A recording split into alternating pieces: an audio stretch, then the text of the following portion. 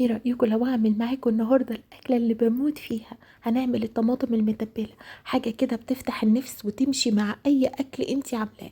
خطيرة يا جماعة، بجد تحفة. التتبيلة سهلة وبسيطة جدا. هحضر شوية من الفلفل الرومي، وكمان فلفل سبايسي، وكمان راس من التوم كده محترمة.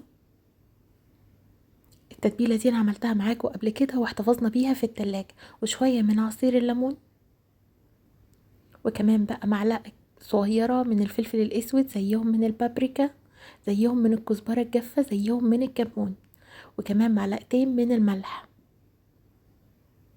وربع كوباية من الخل. هنضرب الكلام الجامد ده كله مع بعض في الكبة، وبكده الخلطة معانا جاهزة، سهلة وبسيطة وسريعة جدا، ما بتاخدش وقت. تعملي كمية بقى زي ما انت عايزة، وتحطيها في التلاجة على الاستخدام، لكل انواع الاسماك، لكل انواع بقى التتبيلات. بصي اي حاجة مش هتقولك لا، بجد تجنن. هنزود بقى التوابل بتاعتنا، الليمون والخل كمان معاها، ونحتفظ بيها.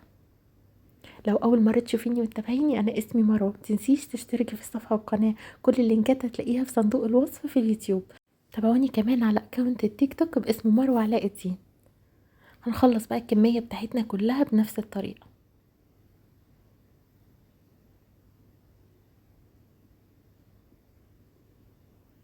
تمام كده. الوصفة دي حلوة قوي يا جماعة، خطيرة.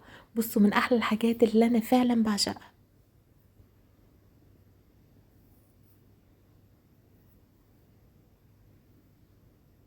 التتبيلة كده جاهزة معانا.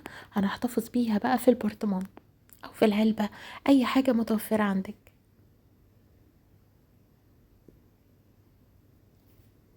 يا سيدي يا سيدي، على الريحة تجنن.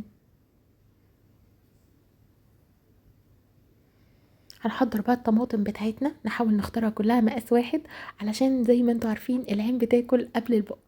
هنبدأ بقى ان احنا نعملها شرايح، مش سميكة قوي ومش تخينة قوي، مش رفيعة قوي. تمام كده، بس ما نوصلهاش للآخر، هنفتحها فتحات بالشكل ده. وهنبدأ بقى نحط التتبيلة بتاعتنا التحفة دي جوه كل شريحة فيها. ويا سلام بقى لو الطماطم دي قعدت يوم كامل في التلاجة، ياه بصوا، تجنن بجد. بتشرب من التتبيلة حلوة جدا، وبتطرى كده، وبتكون طعمها فعلا يجنن، خطيرة. شايفين حلوة قوي ازاي؟ لوحة فنية والله. هنخلص الكمية بتاعتنا كلها بنفس الطريقة. تقدري تعملي كمية وتحتفظي بيها في التلاجة في علبة محكمة الغلق، وتطلعي منها عند الاستخدام، وتقدري تعمليها طازة بطازة زي ما انت عايزة. من احلى الحاجات اللي بحبها جدا، وبكون مبسوطة جدا لما بشوفها على اي سفرة. فعلا حلوة. اتمنى الفيديو يكون عجبكم. اشوفكم في فيديو جديد، وصفة جديدة. باي باي.